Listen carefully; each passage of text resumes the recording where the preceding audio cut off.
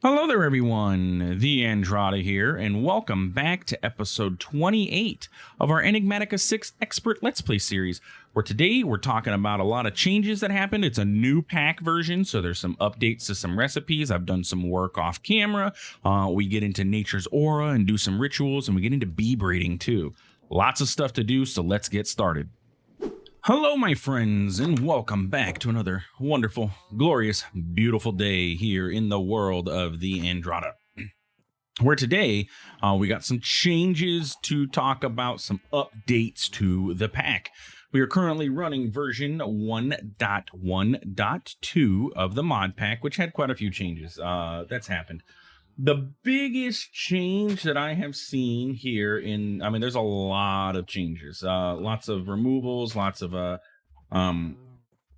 quest updates, a lot of obviously bug fixes and stuff like that. But the biggest things that I'm seeing from here is two things. If we go here and take a look at our buddy Eidolon, we're going to see, where's the magic workbench?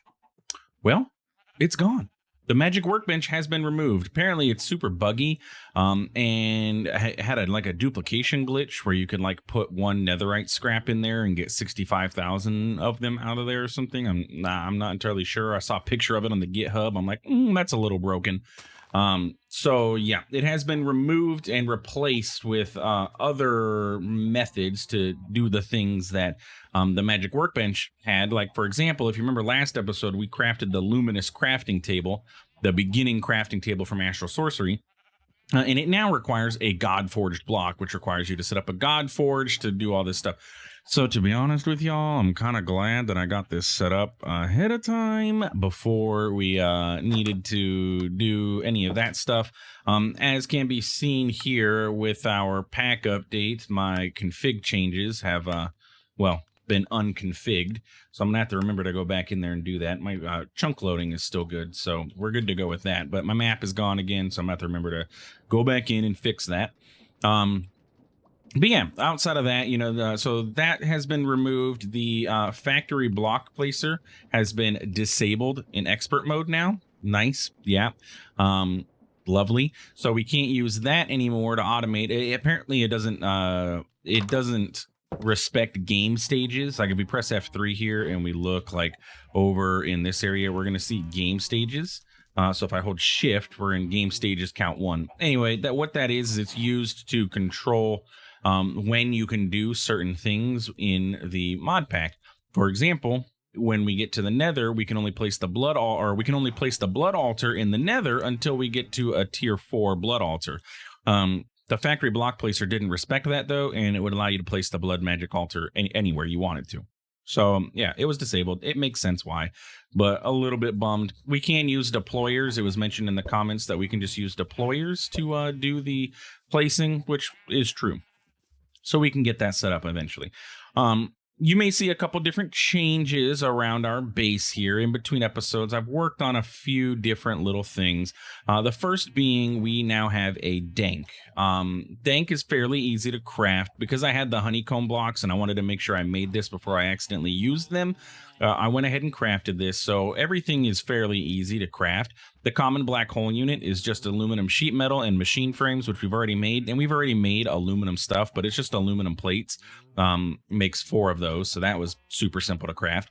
And the framed drawers is just our standard craft. It requires these framed cubes, which is this recipe here, fairly simple to make, and then baskets, which we're familiar with our scented stick and canvas. And you remember, we got a bunch of canvas from when we were in Atom, and then the scented sticks are just sticks surrounded by any sort of honeycomb. So yeah, we have plenty of honeycombs available to us now.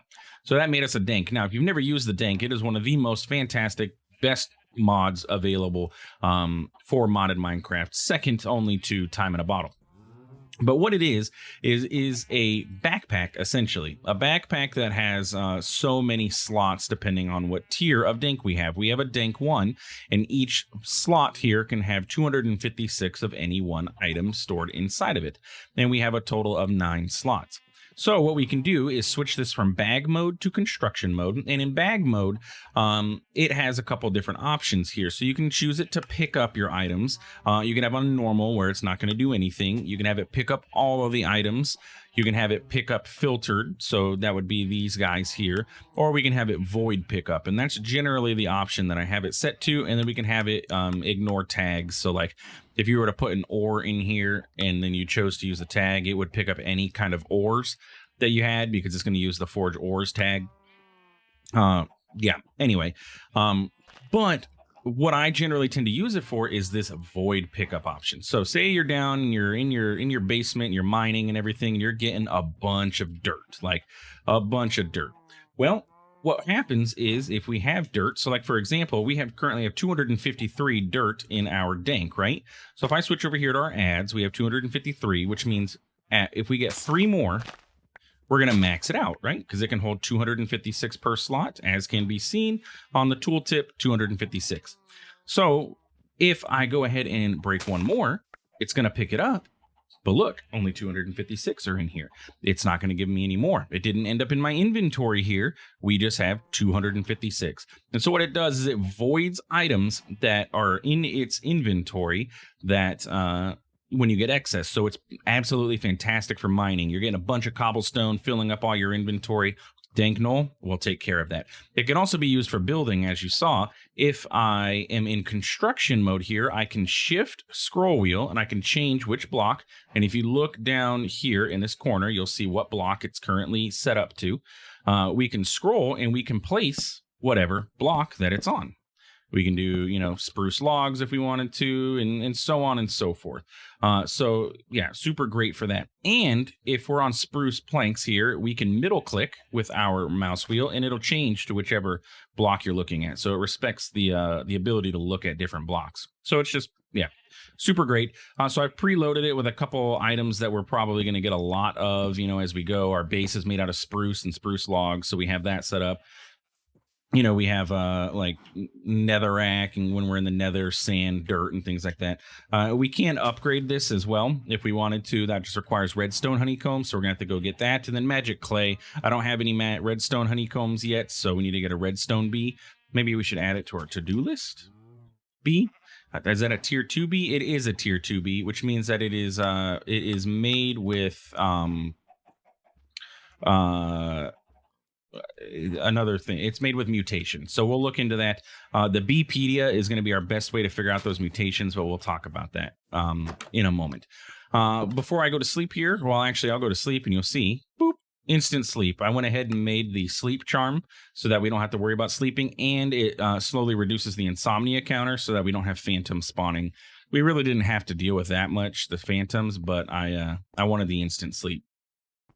I did set up a cook pot here, or a cooking pot from Farmer's Delight, because it is needed for this stuff here that you can see in my inventory. This is all the stuff that is required for us to make a token of joy.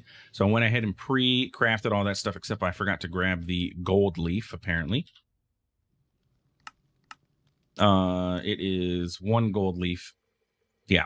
Okay, so we have all of the stuff that we need for this. Now, bottled sunlight is made from a bottle and cork, which is this here. I have them in my backpack, which is made from tree bark, which is just made from a cutting board with an axe on our cutting board, and then you get tree bark out of it. And we've seen that process before, so I didn't feel like, you guys needed to see it again.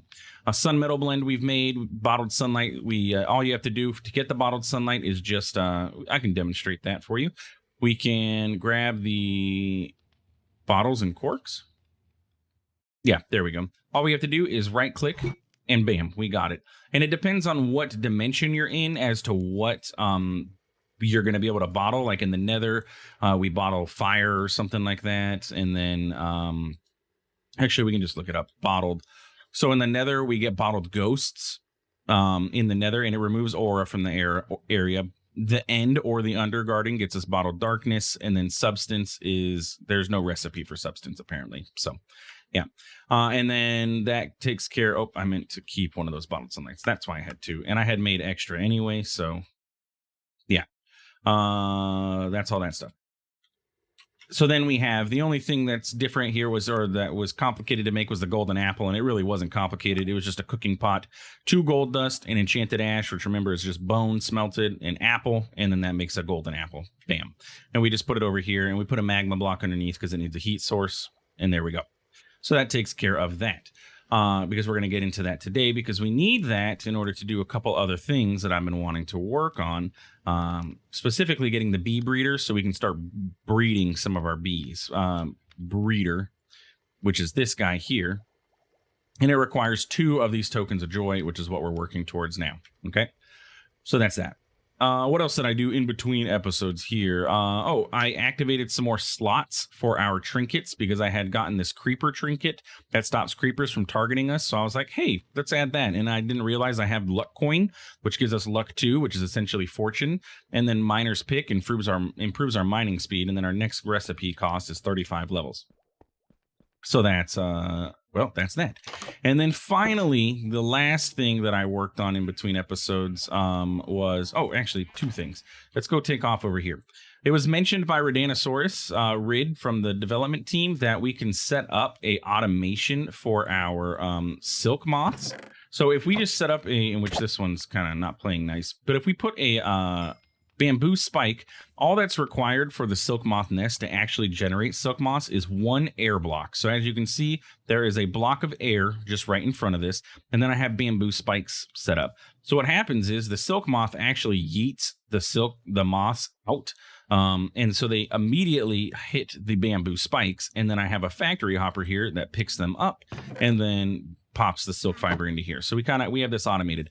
One thing I will mention, do not leave your silk moth nest without something blocking them from coming out if you do not have an automation set up. Like, do not just set your silk moth nest here open in the world. It will absolutely continuously spawn silk moths every 30 seconds. And if you're not paying attention to it, you will overload your world with a ton of entities. And like, I've seen reports on the Discord, people have had to go in creative mode, kill off the silk moths, and they've killed off like not 10,000. Excuse me, but they've killed off like 1,000 silk moths from just that, so just be careful with that. I also found out that it was our sooty bee that is the one that got converted over. A glowstone bee can mutate a sooty bee into a blaze bee. I was also told that the blaze bee will not set anything on fire, but I have not added him back into there yet. Okay, so then the last thing that I went ahead and set up is going to be right over here in this little building. So in this building, I have set up, I expanded this. So this was just a standard house, just like this. And I went ahead and I expanded it. It doesn't look the greatest. I probably need to add like some spruce logs here to kind of match that, but it is what it is. So if we go inside of here, I have a villager trading hall set up inside of here. Yes.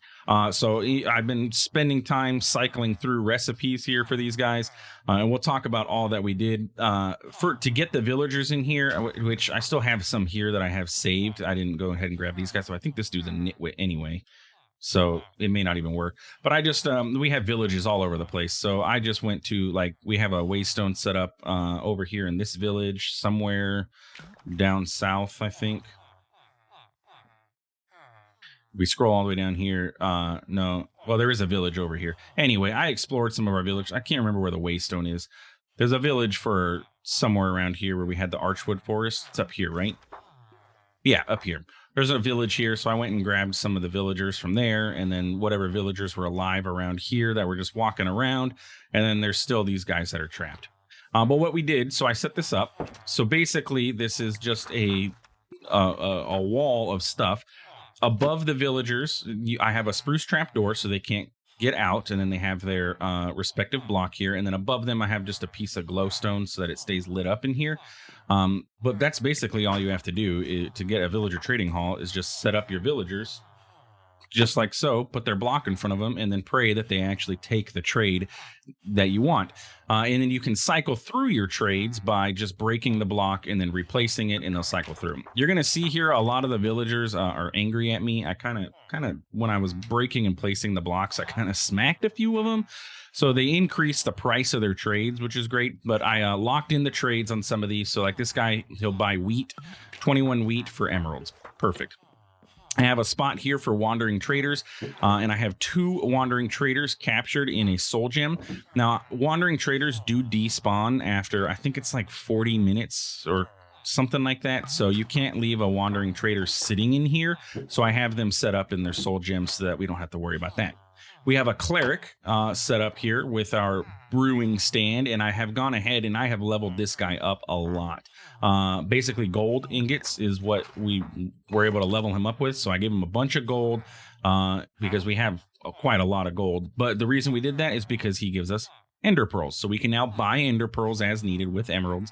And he has thrasher tooths. And if I remember correctly, is it one of these things? Yes.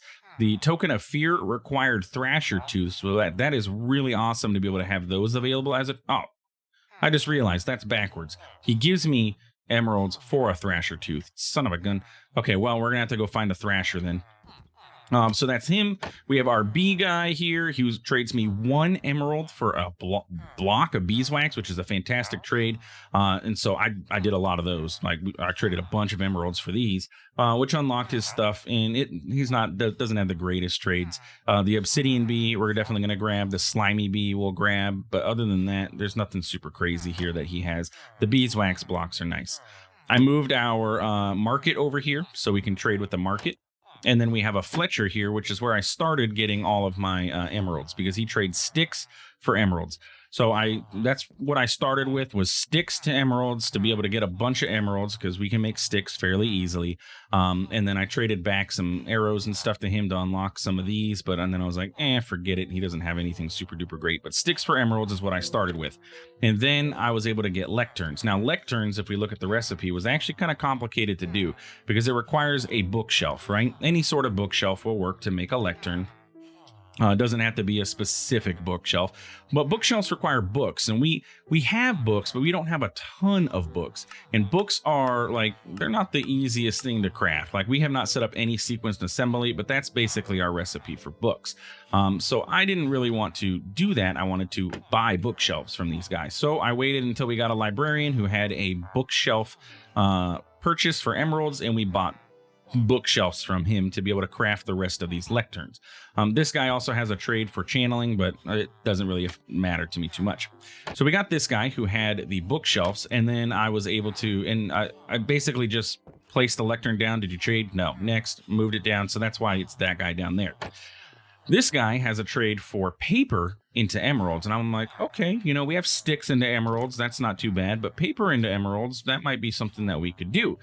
Because if we look at paper, well, paper's recipe is this, but it's also this. Sawdust. Sawdust gets you 3 paper. And if you remember, sawdust recipe, if we put a piece of log or any log into our pulverizer, we get 8 sawdust out of it. So I got a lot of paper from this guy, or for this guy, which is why you can see my tree farm is running, because I converted over a lot of logs into sawdust. So this guy has a trade for endless quiver. So that's why we stuck with him. We have endless quiver. So if something ever happens to this bow, or I change out the string and I want to get endless quiver again, bam, I have endless quiver. He also has projectile protection and frostwalker. Nothing too crazy there. This guy for us had soulbound, and I like having soulbound because we can our items will stay with us if we end up dying. And then he sells glass and then these treaties. Soulbound was what I wanted there. This guy's selling us Capturing 5. Capturing, if you don't know, is is an enchant that when you slay an enemy, they can drop their spawn egg, which is freaking fantastic. So we can put that on our sword and get Capturing on our sword to get spawn eggs when we kill enemies. This guy has Fortune 6, so we can put that on our pickaxe. This guy had Efficiency 6, so we can increase our mining speed on our pickaxe. And nothing else too crazy. And this is the guy who just had channeling, and he was for our bookshelves. But that's our villager trading hall. It may get expanded in the future because we may want more enchants, like sharpness would be great to have from these guys, or Vorpal. I would love to have, but I probably want to level these guys up to see if they unlock anything else, and then expand as needed. And this is a nifty little mod here with the trading post, which just allows me to access all trades from here, so I don't have to go over here and click on this guy's thing to do the thing. I can just come in here. I can be like, oh look, I have books, I want some emeralds. Bada bing, bada boom. Okay, so that is basically all of the changes, and it took me another day to be able to get through all of that. But yeah, that's the changes that we have. So I think this is going to really help us accelerate our stuff, especially having the villager trading hall. We can get emeralds and start getting enchants and all that cool stuff. So let's dive into some nature's aura for this episode. First off, though, I want to show you, these are the books that I have. So we have Soulbound, and then we have Capturing. And I think I might want to try and throw Capturing onto our sword now, just to see how that works, right?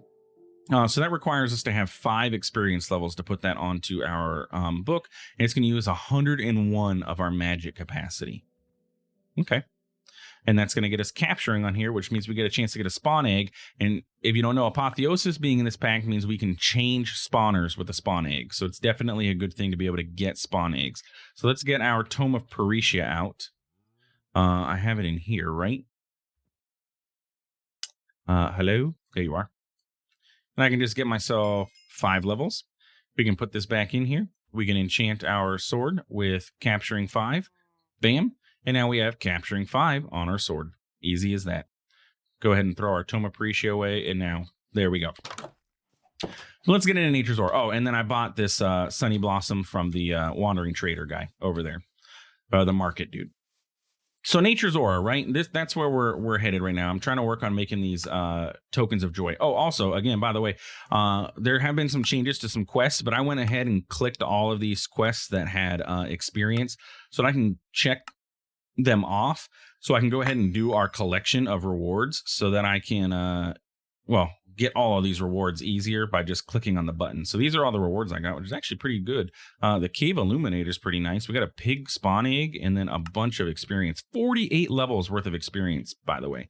Yeah, that may have been a mistake to do that right now because we're trying to do some Nature's Aura. I probably should have waited until the end, but we got to go dump some stuff into our inventory. Or into our, into our inventories because we got a bunch of stuff.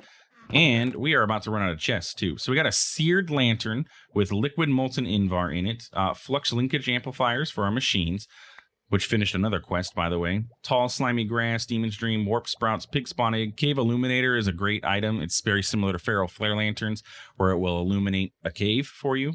Smart Wrench, we don't necessarily need that, or this wrench, because we already have wrenches. Another Combustion Chamber, Planar Stabilizer, Thermal Cell, a Pet Bandage, Living Wood Twig, Stone Cutter, which I believe we can convert this into a portable. No, this is the stone. Yeah, I thought there was a way to convert that to portable. We'll have to look into that later. And then some Builder's Tea. And I need to add more storage. We're going to have to add another row of chests. I didn't think about that. Let's go ahead and fly on over here and get this Nature's Aura stuff set up. So if we go ahead and take a look in our quest book, we have one more quest because we just finished the quest from Thermal. If we go to Nature's Aura, our next step after we did the Ritual of the Forest is to start crafting these tokens. So we have the tokens of joy, and then we also need to get an environmental eye going. I'm going to add that. That way we can monitor our aura in this area because we're gonna run out of aura at some point. Oh, look, we got a reinforced integral components. That's actually pretty good. So what we want to do is go ahead and place our items on our wooden stands. And you always want to place your sapling last because the ritual takes place when the sapling grows.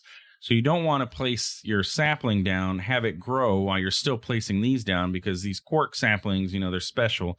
We don't just have a bunch of sunny blossoms, so we can't just, go into our system to grab one. But we can go into our system to grab, though, is bone meal, so I can speed this up. I don't think bone meal. I think this is bone mealable, right? It's not going to yell at me for using bone meal.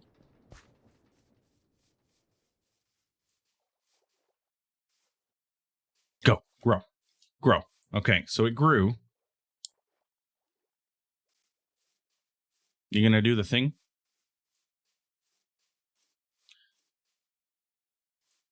Thought I was supposed to do the thing. This is the first time I've used Nature's Aura, but from what I understand, place your sapling last to prevent it from growing before the rest of it. Refer to the Book of Natural Aura for instructions. You know what? Maybe I don't have my ritual pedestals placed properly, and I didn't look at the book. I just guesstimated on how to do all this stuff, so probably would have been a good idea to actually check the book. Natural Ritual of the Forest probably has a visualization. Ah, yes, we need some gold leaf. That's where my problem lies. All right, so let's choppy the tree down. Hopefully we get a sapling out of it. Yeah, look, there we go. Bam. Oh, and actually I did set it up wrong anyway, so let's grab all my junk back. Luckily we got more sunny saplings, so I'm not going to complain. I don't have to go buy anymore. We actually got quite a few, 12 of them out of that.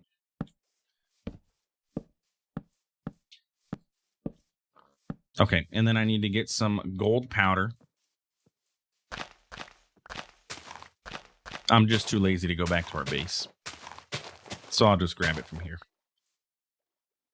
Bam, gold powder. Hello, Mr. Pig. And then it wants me to place the sapling down, so we'll go ahead and place all the requisite items back onto the pedestals here, and then we can go ahead and place the sapling down, complete the UI for the craft, and get the ritual going at the same time. I'm missing something though. Am I? Yeah, a gold leaf. I converted all my gold leaf over. There we go. And then now if I place the sapling down, bam, it's complete. And I should be able to grow this. Yeah, look, there we go. Now it did the thing. And there we go. Token of joy. 2 tokens of joy gathered, which means we can now go ahead and get our breeder set up for our apiary. I just need to make another apiary storage, which shouldn't be too terribly difficult. We have a bunch of honeycombs sitting over here. Slam right into the wall. Look at all these honeycombs. What don't I need?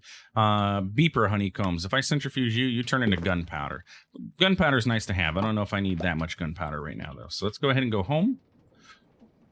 We're going to go ahead and make these. Let's see if I have any of this stuff. Actually, you know what? I didn't even need those. I have exactly everything I need for it. We can go ahead and put those away. Apiary storage can go away. Tokens of joy can go away. We can craft more of those, of course, as needed. But let's do this.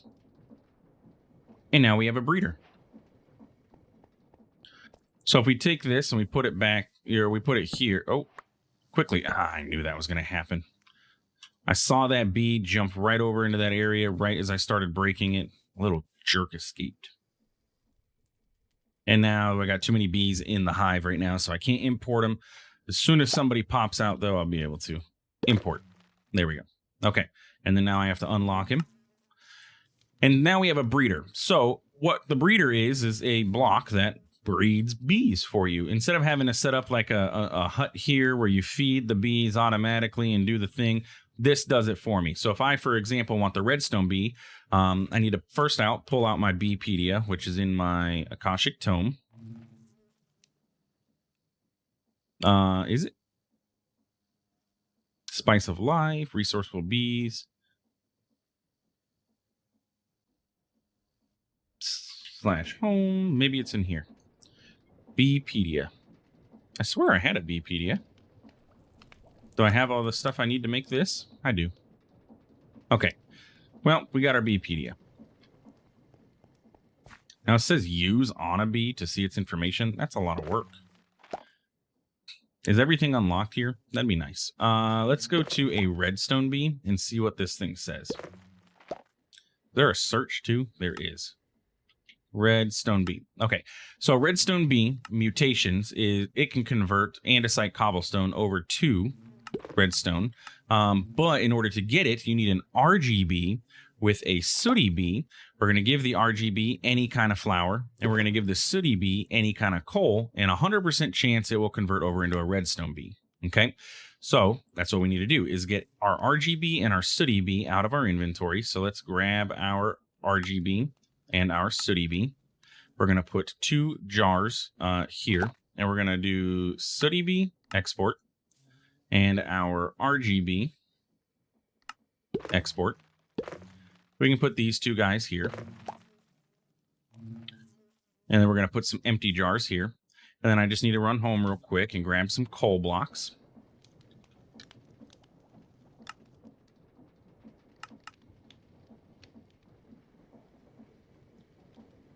And then any sort of flour.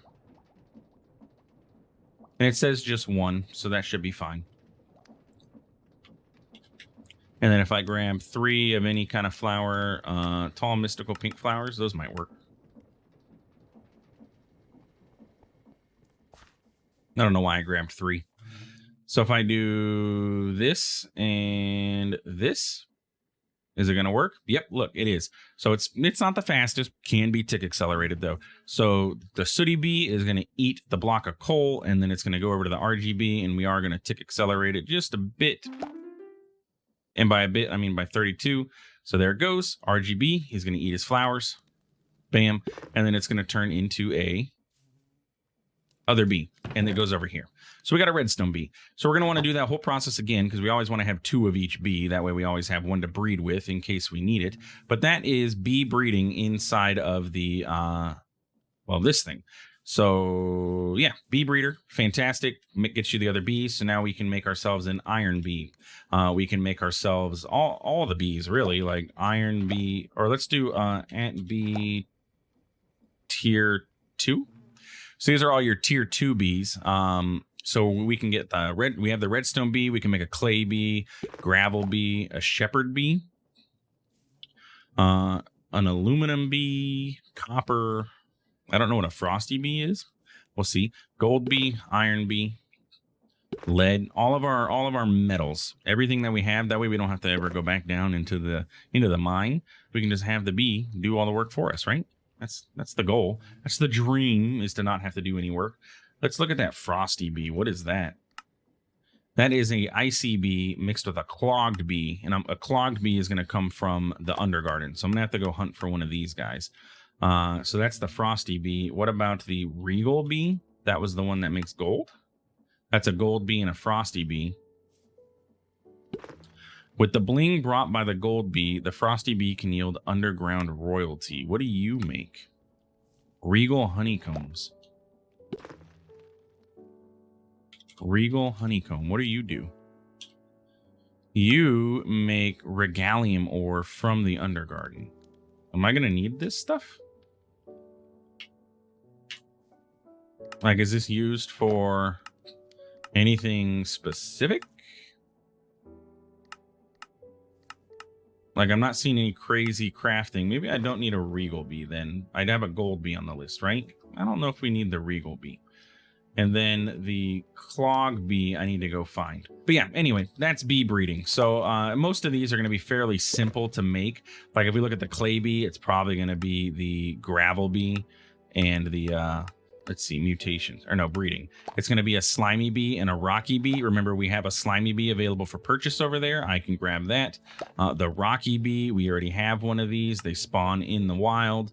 And we can always make more of them if we get another slimy bee, same thing. So yeah, anyway, that's bee breeding. I'm going to go ahead and make another redstone bee. We're going to import this guy into our system so we can start getting the redstone honeycombs. That way I can upgrade our dank to a higher tier so it can hold more items. But yeah, that is the apiary breeder and the token of joy. Though I'm going to leave it on our to-do list because we're going to have to do more of them. And then when we come back next episode, we're going to work towards getting steel done finally. I don't want to keep manually centrifuging things. I want to start being able to get back into a little bit of tech. We've done a lot of magic these past few episodes, and by few I mean probably about 10 or so episodes. So I want to go ahead and start diving back into some tech if we can. And then, you know, we'll come back into magic because obviously they're all interwoven and, you know, we have to do everything to get everything done. But I want to get into, you know, some more tech. I also want to get into occultism here, too, because we can get into like the wormholes. I've never used occultism storage, but the wormholes are like, yeah, these bottled darkness, Nibu drop, other stone frames. These are like ender chests. So there's a storage mechanic with occultism that allows you to store items in another dimension is what it's called, and that other dimension is you can hold like 25 million items once you get to the highest tier. So yeah, Vigilante 4 and Impact 3. And then stuff away. What do we want to have this? You don't have one? You can have one. You already have one. Okay, cool. And that's that. I was like, why did that have so low power? Our power, I checked it. We're doing good. But anyway, that's going to be it for today's episode. If you enjoyed, please feel free to like, comment, subscribe. Tips and tricks with bees or anything, let me know. If there's any bee I should be specifically pushing for or anything, let me know. I need to really get our clockwork bee automated and start getting some brass casings produced, but we're getting there. We can manually make brass casings for now. It's not that big of a deal. And we'll start working on getting that automated. We're going to have to set up a deployer system. So we're going to have to set up another water wheel. And it's not going to be the most easy thing in the world to do. So we'll get there. But yeah, anyway, thanks for stopping by. Thanks for watching. We'll see you in the next one. Have a good one.